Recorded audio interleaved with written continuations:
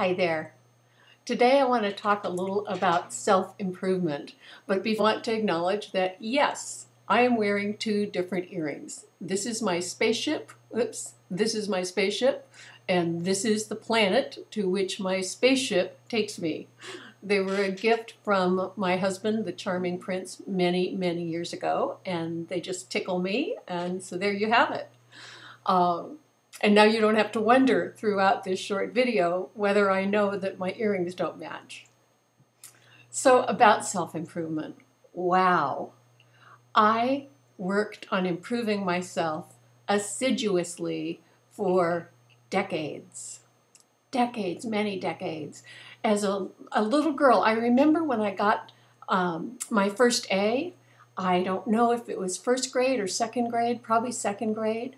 I came home, there was an A on my report card, and my dad was overseas at the time, but my mom and her parents, we were living with them, they went over the moon about this A. And I forget now what subject it was, but whatever it was in, I had this sense that I knew how I'd gotten it. I just kind of worked hard in that subject. And it occurred to me that I knew how to do that and I could do it again. So I went about being an A student for the rest of my life, pretty much, the rest of my school days. As time went on, I discovered there were other things besides grades that I could do to improve. I could work on my looks, I could work on my fitness, I could work on my emotional intelligence, I could work on my mental health, I could work on my spiritual evolution, and by God, I did all of it. And I honor that. You know, I want to acknowledge myself and I want to acknowledge all of you who have worked your tails off to improve yourselves. But a few years ago, it started to occur to me that there was something wrong with that picture. That there's something wrong with what I call serial self-improvement. There needs to come a time when we just go, oh, wait, hold the phone. Do we really need to work on ourselves all the blinking time? And I came to see that what I had been seeking by improving myself was some sort of permanent, refined, better edition of Molly. But that's as if there is a Molly, a permanent Molly that can be polished and tweaked and decorated and fixed up. But none of us is a permanent something. We are always evolving and changing and emerging. The self that I am today could be wildly different than the self I was yesterday.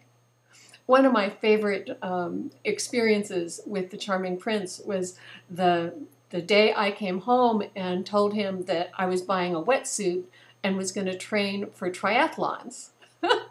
Swimming in Puget Sound. And I said to him, I said, what do you think of that? And he says, well, what I think of that is I wonder what they did with Molly. Because for many years I was not a jock. And here I was, not only a jock, but thinking about swimming in Puget Sound, which is like 45 degrees, right? Fahrenheit, for those of you who are international. There is no permanent set Molly. There is no permanent set you.